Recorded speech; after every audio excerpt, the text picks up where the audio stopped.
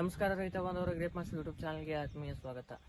ಇವಾಗ ದ್ರಾಕ್ಷಿ ತೋಟದ ಆಲ್ಮೋಸ್ಟ್ ಎಲ್ಲ ರೈತರು 2-3 ಸಬ್ಕಿನ ಆಗ್ಯಾವು. ಈ ಹಂತದೊಳಗೆ ತೋಟದ ವ್ಯವಸ್ಥಾಪನೆ ಯಾವ ರೀತಿ ಮಾಡ್ಕೋಬೇಕು ಮತ್ತು ಈ ಹಂತದೊಳಗೆ ಏನಾಗತ್ತೈತಿ ಟೈಗರ್ ಬರ್ಡ್ ಜಾಸ್ತಿಯಾಗಿ ಎಲ್ಲ ಪ್ಲಾಟ್ನಾಗ ಕಂಡು ಬರಾಕೈತಿ. ಅದರ ವ್ಯವಸ್ಥಾಪನೆ ಯಾವ ರೀತಿ ಮಾಡ್ಕೋಬೇಕು ಅನ್ನೋದ್ರ ಬಗ್ಗೆ ನಾವು ಈ ವಿಡಿಯೋದಾಗ ತಿಳಿದುಕೊಳ್ಳೋಣ.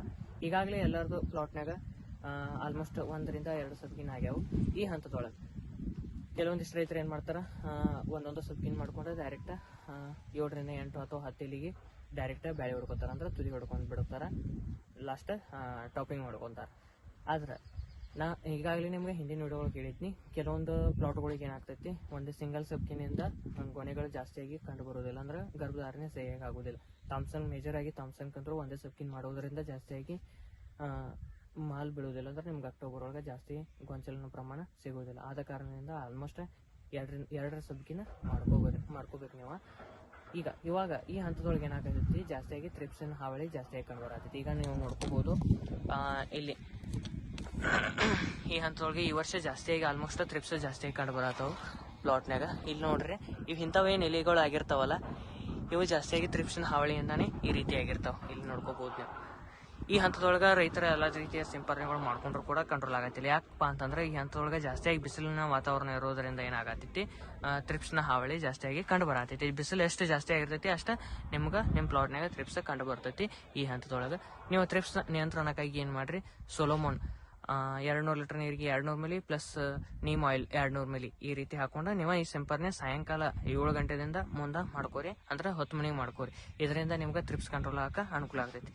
ಆಲ್ಮೋಸ್ಟ್ ನಿಮ್ಗೆ ಈ ಸಿಂಪರಣೆ ಮಾಡ್ಕೊಂಡಿವ್ರಿ ನಾವು, ಆದ್ರೂ ಕಂಟ್ರೋಲ್ ಆಗತ್ತಿಲ್ಲ ಅಂತಂದ್ರೆ ನೀವೇನು ಮಾಡ್ರಿ, ಸ್ಲೇಯರ್ ಪ್ರೋ 200 ಲೀಟರ್ ನೀರಿಗೆ 200 ಮಿಲಿ ಹಾಕೊಂಡು ನೀವು ಈ ಸಿಂಪರಣೆ ಕೂಡ ಸಾಯಂಕಾಲ ಮಾಡ್ಕೋಬಹುದು.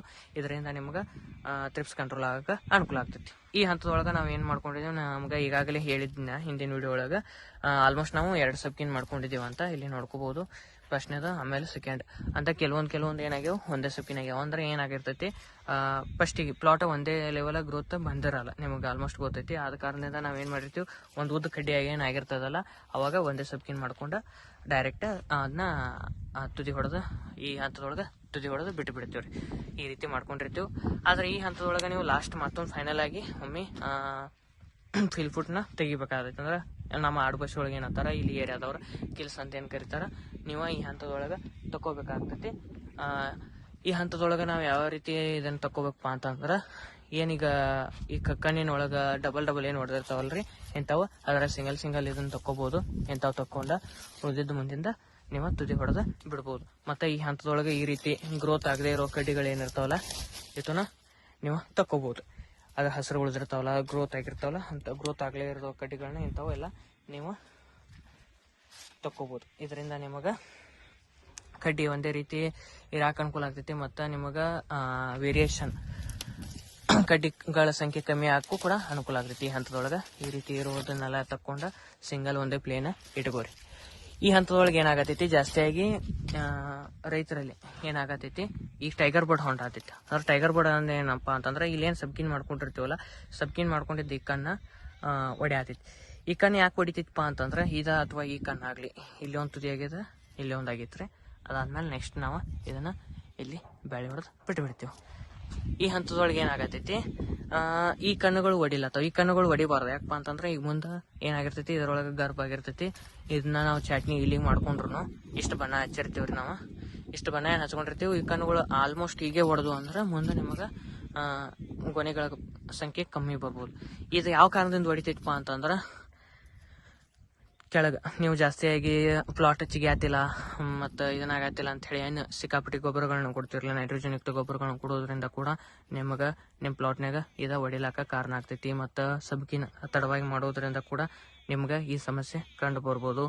ಅಥವಾ ಈಗ ಏನು ಬಿಸಿಲಿನ ವಾತಾವರಣ ಏನೈತಾರಲ್ಲ, ಅತಿಯಾದ ತಾಪಮಾನ ಅಥವಾ ವಾತಾವರಣದಲ್ಲಿ ಅಚಾನಕ್ ಬದಲಾವಣೆ ಆಗುವುದರಿಂದ ಕೂಡ ನಿಮ್ಮ ಪ್ಲಾಟ್ನಾಗ ಟೈಗರ್ ಬರ್ಡ್ ಒಡೆದು ಬರಾಕ ಕಾರಣ ಆಗ್ತೈತಿ. ಮತ್ತು ಜಾಸ್ತಿಯಾಗಿ ನೀರು ಅಂದ್ರೆ ಪ್ಲಾಟಿಗೆ ಅತಿ ಹೆಚ್ಚು ಮಿತಿ ಮೀರಿ ನೀರು ಕೊಡೋದ್ರಿಂದ, ಅದಕ್ಕೆ ಬೇಕಾದಷ್ಟು ನೀರು ಕೊಡೋದ್ರಿಂದ ನೀವು ಜಾಸ್ತಿಯಾಗಿ ನೀರು ಕೊಡೋದ್ರಿಂದ ಕೂಡ ಈ ರೀತಿ ಟೈಗರ್ ಬರ್ಡ್ ಬರಾಕ ಕಾರಣ ಆಗ್ತೈತಿ. ಇದನ್ನ ಯಾವ ರೀತಿ ಮ್ಯಾನೇಜ್ಮೆಂಟ್ ಮಾಡ್ಬೇಕಪ್ಪ ಅಂತಂದ್ರೆ, ಇದಕ್ಕೆ ಯಾವುದೇ ರೀತಿಯ ಮೇಜರ್ ಆಗಿ ಸಿಂಪರಣೆಗಳಿಲ್ಲ. ಆದ ಕಾರಣದಿಂದ ನೀವೇನು ಮಾಡಬೇಕು, ಈ ತುದಿಯನ್ನ ಜಾಸ್ತಿಯಾಗಿ ನೀವು ಬೆಳಿಲಾಕ ಬಿಟ್ಟು ಬಿಡ್ಬೇಕು. ಇದರಿಂದ ನಿಮ್ಗೆ ಇಲ್ಲಿ ಟೈಗರ್ ಬರ್ಡ್ ಹೊಡೆಯೋದು ಕಮ್ಮಿ ಆಗ್ತೈತಿ ಪ್ರಮಾಣ. ಮತ್ತು ನಿಮ್ಮ ಪ್ಲಾಟಿಗೆ ಎಷ್ಟು ಅವಶ್ಯಕತೆ ಐತಿಲ್ಲ ನೆಲದ ಆರಿಕೆ ಅನುಸಾರ ನೀವು ನೀರು ಕೊಡಬೇಕು. ಜಾಸ್ತಿ ನೀರು ಕೊಟ್ಟಿದ್ರಿ ಅಂದ್ರೆ ಆಲ್ಮೋಸ್ಟ್ ಬಂದ್ ಮಾಡಿರಿ ನೀರು ಕೊಡೋದು.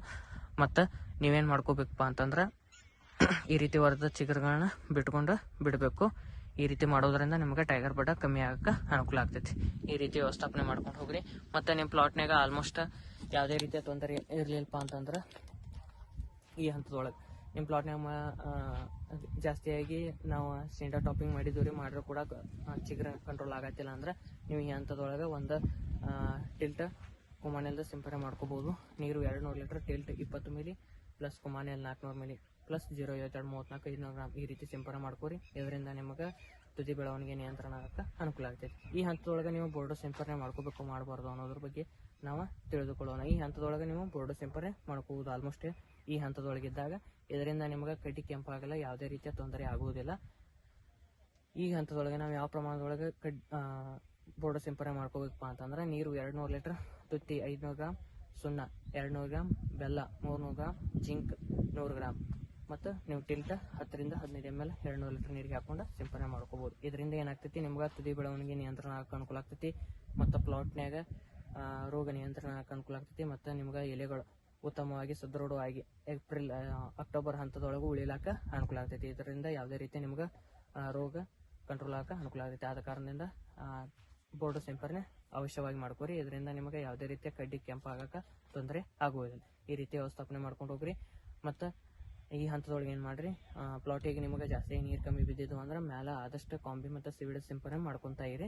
ಇದರಿಂದ ಏನಾಗ್ತೈತಿ ಪ್ಲಾಟ್ ಹೆಲ್ದಿಯಾಗಿ ಇರೋಕೆ ಅನುಕೂಲ ಆಗ್ತೈತಿ ಮತ್ತು ದ್ಯುತಿ ಸಂಶ್ಲೇಷಣಾ ಕ್ರಿಯೆ ಹೆಚ್ಚಾಗಕ್ಕೆ ಅನುಕೂಲ ಆಗ್ತೈತಿ. ಆದ ಕಾರಣದಿಂದ ಕಾಂಬಿಗೆ 200 ಗ್ರಾಮ್, ಅಲ್ಗಾಮಿಡ್ಸ್ 500 milli plus magnesium sulphate 500 gram ಈ ರೀತಿ ನೀವು ಯೂಸ್ ಮಾಡ್ಕೋಬೋದು. ಈ ರೀತಿ ಸಿಂಪರಣೆ ಮಾಡ್ಕೋರಿ. ಈ ಸಿಂಪರಣೆ ಮಾಡಿದಾದ ನಂತರ ಗರ್ಭಧಾರಣೆಗಾಗಿ ಏನು ಮಾಡಿರಿ, ನೀರು 200 litre, fruitful 500 milli plus 0.72 34 500 gram ಈ ರೀತಿ ಹಾಕೊಂಡು ನೀವು ಸಿಂಪರಣೆ ಮಾಡ್ಕೋಬೋದು. ಈ ಸಿಂಪರಣೆಯಿಂದ ನಿಮ್ಗೆ ಗರ್ಭಧಾರಣೆ ಒಳ್ಳೆಯದಾಗಕ್ಕೆ ಅನುಕೂಲ ಆಗುತ್ತೆ. ಈ ಸಿಂಪರಣೆಯನ್ನು ಆದಷ್ಟು 3 ಸಿಂಪರಣೆ ಮಾಡ್ಕೋರಿ. ಫಸ್ಟ್ ಸಬ್ಕಿನ್ ಆದಮೇಲೆ, ಸೆಕೆಂಡ್ ಸಬ್ಕಿನ್ ಆದಮೇಲೆ ಮತ್ತು ಥರ್ಡ್ ಸಬ್ಕಿನ್ ಆದಮೇಲೆ. ಈಗ ಲಾಸ್ಟ್ ಇವಾಗ ನೀವು ಫಸ್ಟ್ನೇದು ಏನೂ ಸಿಂಪರಣೆ ಮಾಡ್ಕೊಂಡಿಲ್ಲ ಅಂದರೂ ಈಗ ಮಾಡ್ಕೊಂಡ್ರು ಏನೂ ತೊಂದರೆ ಇಲ್ಲ. ಆದಷ್ಟು 10 ಅಥವಾ 20 ದಿನಗಳ ಮಧ್ಯಂತರದಲ್ಲಿ ಒಂದು ಸಿಂಪರಣೆ ನೀವು ಫ್ರೂಟ್ಫುಲ್ ಮಾಡ್ಕೋಬಹುದು. ಇದರಿಂದ ನಿಮಗೆ ಗರ್ಭಧಾರಣೆ ಒಳ್ಳೆಯದಾಗಕ್ಕೆ ಅನುಕೂಲ ಆಗ್ತೈತಿ.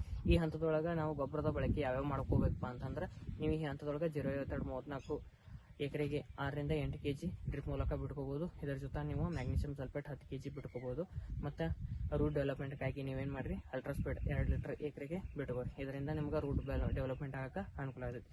ಎಷ್ಟು ನೀವು ರೂಟ್ ಡೆವಲಪ್ಮೆಂಟ್ ಇಡ್ತಿರಲ್ಲ ಅಷ್ಟೇ ನಿಮಗೆ ಅಕ್ಟೋಬರ್ ಒಳಗೆ ಗೊನೆ ಕರಗದೇ ಇರುವ ಸಮಸ್ಯೆ ಕಂಡುಬರಕ್ಕೆ ಒಳ್ಳೆಯದಾಗ್ತೈತಿ. ಆದ ಕಾರಣದಿಂದ ನಿಮ್ಗೆ ಗೊಂಚಲಿನ ಪ್ರಮಾಣ ಜಾಸ್ತಿಯಾಗಿ ಬರೋಕೆ ಅನುಕೂಲ ಆಗ್ತೈತಿ. ಆದ ಕಾರಣದಿಂದ ನೀವೇನು ಮಾಡಿರಿ, ಜಾಸ್ತಿಯಾಗಿ ರೂಟ್ ಕಡೆ ಜಾಸ್ತಿಯಾಗಿ ಲಕ್ಷ ಕೊಡಿ ಮತ್ತು ರೂಟ್ ಡೆವಲಪ್ಮೆಂಟ್ ಜಾಸ್ತಿಯಾಗಿ ಮಾಡ್ಕೊರಿ. ಈ ಹಂತದೊಳಗೆ ಈ ರೀತಿ ವ್ಯವಸ್ಥಾಪನೆ ಮಾಡ್ಕೊಂಡು ಹೋಗ್ರಿ. ಮತ್ತು ಮುಂದಿನ ವಿಡಿಯೋದಾಗ ಭೇಟಿ ಆಗೋಣ. ನಮಸ್ಕಾರ.